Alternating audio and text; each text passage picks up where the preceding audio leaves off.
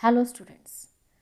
Students, today in this video we will discuss about the distinction between capital reserve and revenue reserve. So let's get start the video. So students, here are two columns. One is capital reserve and the second is revenue reserve. So first difference is number one is under the capital reserve, it is created out of profits earned not in the normal course of business. So students, capital reserve it is created out of the profit earned. तो capital reserve जो है हम किस तरह से create करते हैं, जो भी प्रॉफिट हमने अर्न किया उससे हम कैपिटल रिजर्व क्रिएट करते हैं, but not in the normal course of business. लेकिन जो प्रॉफिट हमने नॉर्मल कोर्स ऑफ बिजनेस से कमाया है उससे हम कैपिटल रिजर्व क्रिएट नहीं करते हैं। Whereas under the revenue reserve, it is created out of the profits earned in the normal course of business. So revenue reserve जो है हम उसे किस तरह से क्रिएट करते हैं, जो भी प्रॉफिट हमने अपने बिजनेस में normal course of business means जो भी हमारे बिजनेस के नॉर्मल ऑपरेशंस हुए हैं, एक्टिविटीज़ हुई हैं, उससे जो हमने प्रॉफिट अर्न किया है उससे हम रेवेन्यू रिजर्व क्रिएट करते हैं। It is created out of profits earn in the normal course of business, whereas the capital reserve, it is created out of profit earned but not in the normal course of business.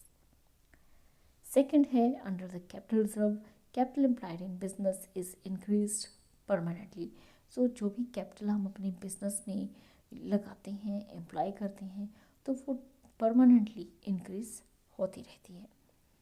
Whereas under the revenue reserve, it increases capital employed temporarily.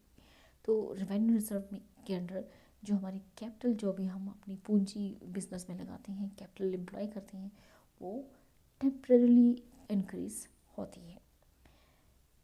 Next है third point under the capital reserve, it is usually not available for the payment of dividend. So students, जो भी हमारा capital reserve हमारे business में होता है, इसे हम अगर कभी हमें डिविडेंड की पेमेंट करनी हो तो हम इसको यूज़ नहीं करते हैं। It is usually not available for the payment of dividend.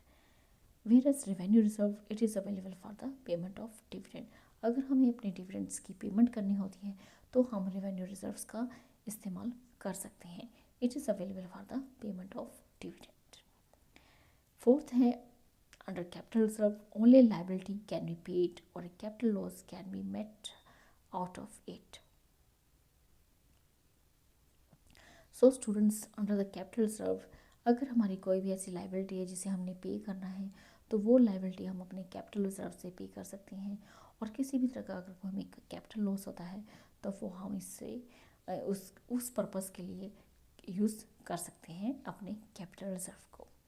Whereas under the revenue reserve, it is available for meeting any type of liability or loss.